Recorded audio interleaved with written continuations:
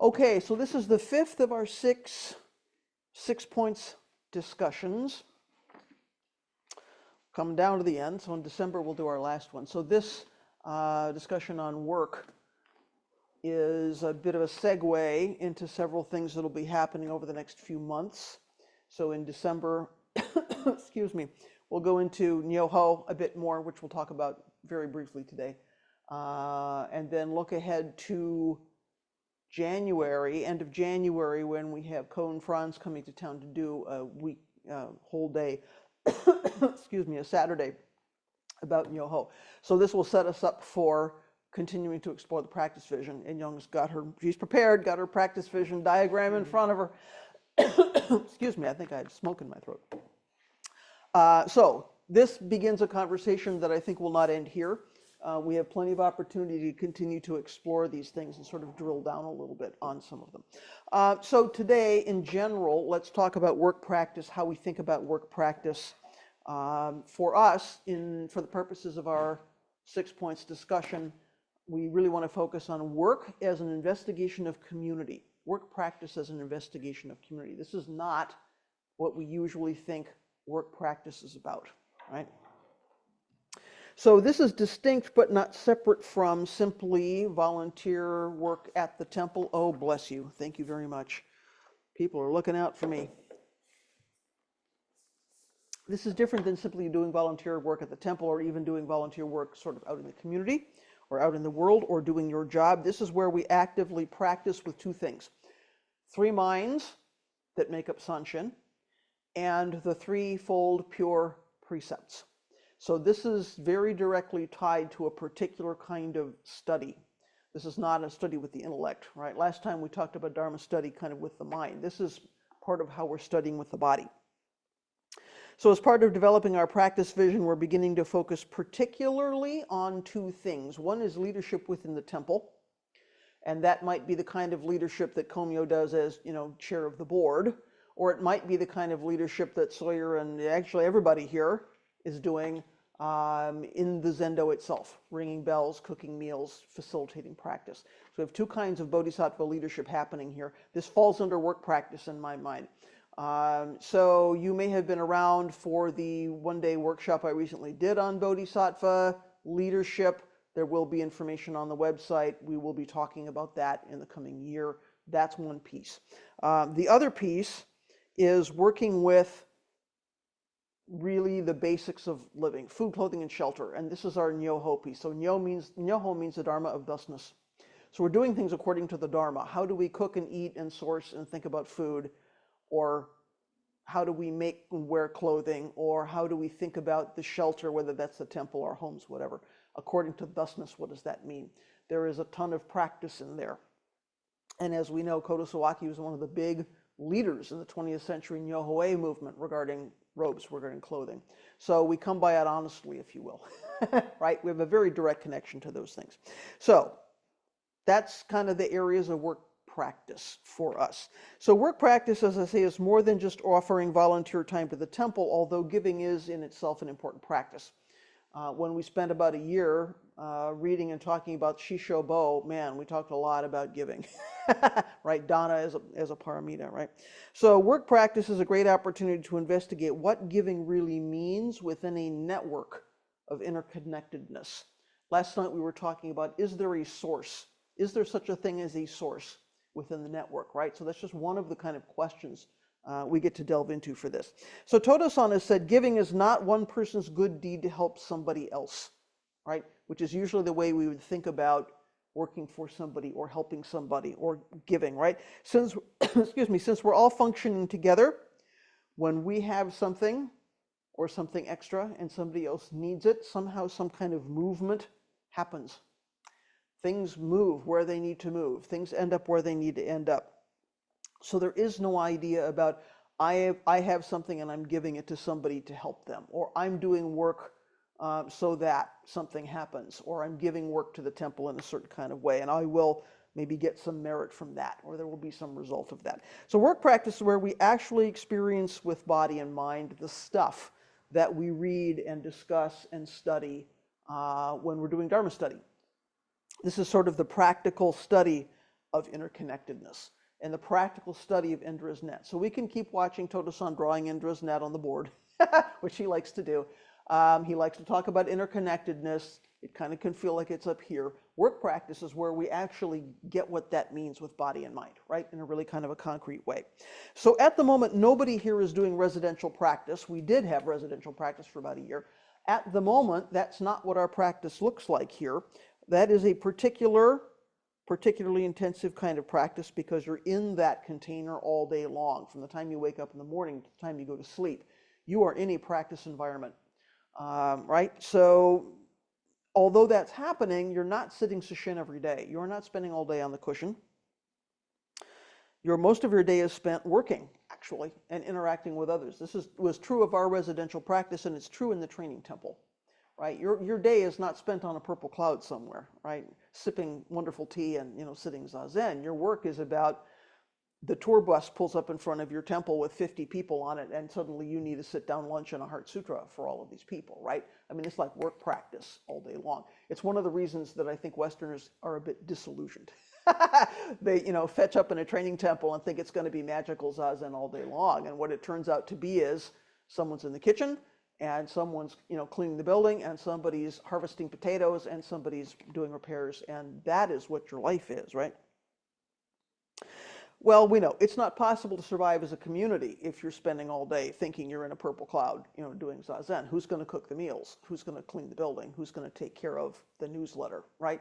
We get a taste of this in Sanshin. Somebody has to help the community function. There has to be work during Sanshin or we could not survive. And that activity could not happen. So that's a really concentrated experience. It's a little microcosm of how work practice fits into the rest of the practice vision. It's a particular kind of work as investigation of community. So that's a really very refined, very essential way to experience that. But of course, that's not the only place that work study, zazen, ritual dynamic happens. It happens all the time for us, moment by moment by moment. So, even though we're all commuters here, we may have some leadership responsibility within the temple. While we're working inside the temple, what we're studying are the three minds. So when we're working inside the temple, when we're doing practice leadership, and that could be leadership of any kind. That is, I'm ringing a bell today, or that is, I'm the senior teacher. It doesn't matter. What we're really investigating when we're doing work inside the temple is these three minds, which are, of course, nurturing mind, joyful mind, magnanimous mind. These are the three minds from the Tenzo Kyokun that we're all very familiar with, right? This is what Todo-san named this place for. So Dogen Zenji says, person that's working to benefit all beings should be maintaining these three minds, should be investigating, practicing with, investigating these three minds. So magnanimous mind, of course, is like an ocean or like a mountain, calm and steady, accepting, nourishing all beings, all situations without differentiation. Sometimes this is called big mind, right? Accepting everything. So the image that sometimes we come in contact with for this is like the ocean that accepts the water from all the rivers that come in without discrimination, without distinction. It's not rejecting this river and taking that river, right? All of that water is coming together and flowing together. Freely accepting water, right? Nurturing mind is literally old mind. If you look at the kanji, Roshin, it's literally old mind. So this is the attitude of the kindly grandmother, right? Or somebody who really takes delight in taking care of others in a very authentic, kind of very sincere way. This is the bodhisattva spirit, I think, of a fully mature practitioner. So again, whoever's in front of us needs care. We're not making distinctions. The immediate response that comes up is to take care of somebody. Joyful mind, the third one, is the mind that comes up that, we really recognize even in the midst of difficulty, in the midst of suffering, somehow there is joy there. There is contentment there. There is acceptance there. We know if our thoughts are, this is what arises really from the insights we have during Zazen. When we sit down, we face the wall, we open the hand, we drop off body and mind. We really see, we live together with all beings, there is no separation, and there is a certain kind of joy in that. That is not a joy that's self-centered, that says, I'm going to get something from that. That's a joy that says, this is the way reality is. So we know, when this is how things are for us when our thoughts are wholesome, because if if it's the other way, if our thoughts are unwholesome, then we have greed, anger, and ignorance. We've got the three poisons, right? Which is the opposite of these three minds. So this is what causes suffering for ourselves, and probably we're perpetuating that suffering onto others. Again, the opposite of the insight and the non-separation and the interconnectedness we experience from magnanimous mind, nurturing mind, joyful mind. So no matter who shows up on any given day in the Zendo, in the temple, that in itself is a practice network. And it's a very tangible network that's right in front of us. We've got, 6, 8, 10 people here. This is a network. We are supporting each other. We are interacting with each other in a certain kind of way. So no matter who is here, everybody's practice is supporting the practice of everybody else. That network could look different in the morning than it looks in the evening. It could look different on a Sunday than it looks during the week. Nonetheless, that's a network. It's a subset of a larger network, right? But the network is there.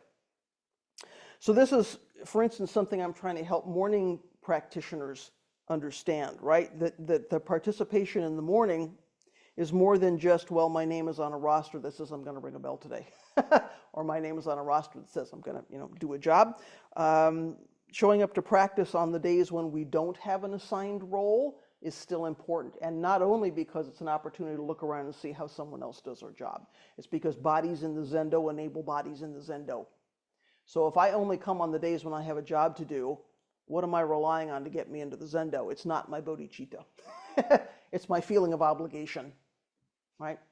So I really admire, for instance, virtual practitioners who show up every morning. They don't have to be here. Nobody's asking them to ring a bell. They're not accountable to anybody, and yet they still show up, right? It's that kind of spirit, I think, which is really important. Okay, so this inside the temple network, if we look at this inside the temple network, includes everybody from, Todo-san and me and everyone who's here, right down to the person who's here for the very first time. That network includes everybody. So, the totality of the activity, the practice activity in that network is really one action of the community as a whole.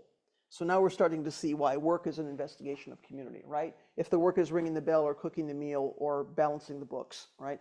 There is only one action when there's only one community, because here's this network without separation.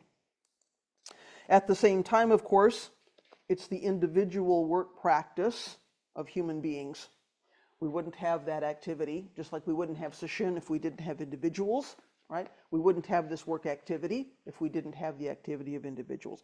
So I think it's a lot like chanting during liturgy, right? There's only one sound, and yet there are individual voices, distinct individual voices when somebody's chanting during that liturgy. We put them all together, and somehow there's a unity there. So it's a similar image, I think. So Todo-san has always felt it was important in our temple life, this practical study of Sanshin, right? Deeply studying these three minds makes it possible to take our practice out of the temple, to take our bodhisattva work into the world, right? So if we can come together as a network, as a practice community inside the temple and study these three minds, it enables what happens outside the temple. When we're doing work practice outside the temple, what we're studying again is the threefold pure precepts.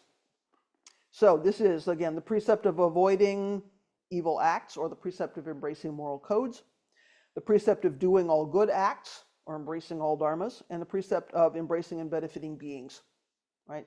So we hear these things during Rakusatsu, we hear these things when we take precepts, right? Threefold pure precepts.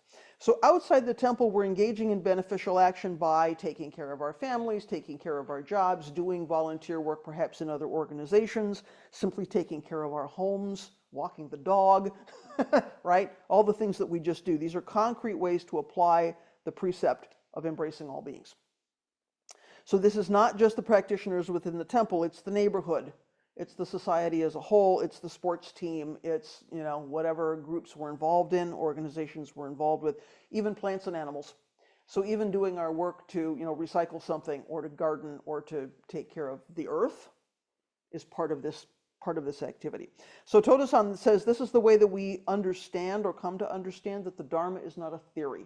The Dharma is not a philosophy or something abstract. It's a very concrete, tangible thing for us.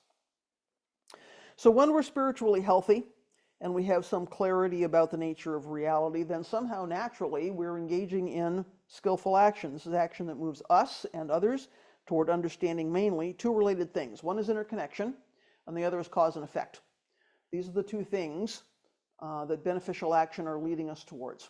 And so by extension, this is work practice for us. This is what we're doing. So interconnection or non-separation, of course, means that within this one unified reality, nothing is actually disconnected.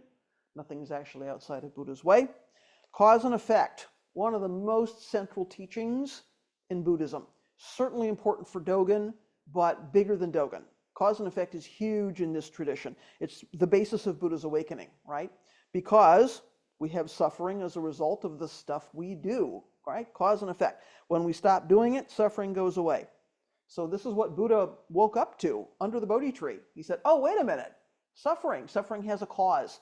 We can identify what the cause is and what the effect of that is, right? So cause and effect goes way, way, way back to the beginning. Also, of course, what we do has consequences. We set up unfolding karma across space and time, depending on what we're doing in the world and in the temple. So it's important that our actions in the world, even the very small actions, right, are skillful, because whether we're being wholesome or unwholesome makes a difference for ourselves and for other beings. What is the work that we're doing? So when we get to the three parts of the Eightfold Path that are about ethics or Shila, right livelihood, right? So right livelihood and right speech and right action is very directly tied to our study of work practice as community, right? What are we doing with this body and mind? What karma are we setting up? So you've probably figured out by now that Sanshin is not here to tell you what beneficial action to engage in, right? What work practice outside this temple looks like for you. There are some who would really like to be able to say, oh, Sanshin, what should I be doing in the world? How should I be approaching my life? How should I be thinking about things? Sanshin is not here to do that for you. You need to decide that based on, I would say, bodhicitta and also the bodhisattva vows. So what is getting us to practice? What's getting us on the cushion? What's getting us toward bodhisattva vows? And then how do we carry those out in the world? And what does that look like for us? So, based on that and based on this body and mind study of threefold pure precepts and three minds. And this gives us some direction. It gives us some orientation towards what work practice are we doing in the world. So ideally, our individual work practice includes discernment and action and reflection. So it's not just a simple task, right? Discernment, action, reflection. So it's helpful to create a solid foundation by understanding precepts, having some familiarity with probably all 16 precepts, but at least the three. So start with that. Of course, the practice of Zazen keeps us grounded, keeps us awake, keeps us aware. And of course, the study of teachings about interconnectedness and cause and effect. So we need to understand all of those things. All of those things point us toward using our particular karmic conditions, our situations, our body and mind, our experience, what we're good at, what we like to do, what we're interested in. Helps to point all of that in the most effective way toward liberating beings, right? Doing beneficial action in the world. So as individuals, we have particular skills, we have particular backgrounds, abilities, experience, interests that we can offer for the benefit of others. Some of those things are very specific to us. I'm good at this, I'm not so good at that. I need to figure out what I can offer in the world. We need to decide what we're going to engage in and how we're going to do that. So that's the discernment piece, right? What am I going to put my time into? How am I going to make best use of this body and mind? Then we need to find a way to work with others. So maybe we get training, maybe we join an organization, maybe we sign up for something. How do we effectively engage in that work? Inside the temple or outside the temple? What do we need to do to carry out that aspiration? If I decide I really want to be an Eno, how am I going to get the training to do that? And how am I going to continue to refine that practice for myself? If I really want to learn to cook oryoki meals, how am I going to do that? If I really want to learn to do disaster relief, how am I going to do that, right? I think it's really encouraging to just imagine all the things we could be doing. There's an outlet for whatever it is, whatever the work practice is you want to engage in, there's an outlet for that. There is a place to offer that. And to me, that's quite exciting. when we think of all the potential work we could be doing. So we do that. How do I concretely carry that thing out? But of course, our practice doesn't stop there. We can do that action, we can engage with whatever that work is, and then we need to reflect on that and reflect on that experience. What insight am I gaining into my own motivations, assumptions, delusions when I carry out this work practice and something gets reflected back to me? Again, work as an investigation of community. We do something in the world, we affect other people by that. What's being reflected back to me? And what discernment can I do? What reflection can I do? What can I learn from that? What kind of fear and ignorance and greed am I maybe unearthing in some very subtle ways when I engage in work practice? How about craving and aversion? How are those things arising? What might I do differently next time? Or how might I channel my energy, right, differently next time? So, you know, these are really the same, this is the same process we go through in Dharma study, right? We take in the Dharma, we apply it for ourselves, then we reflect on that experience. So in that way, again, we see this connection between work practice and Dharma study. This is study with body and mind. So we hear some Dharma, we arouse some bodhicitta, we engage in something, and then we reflect on that experience. How was that as a practice? And what maybe would be different next time.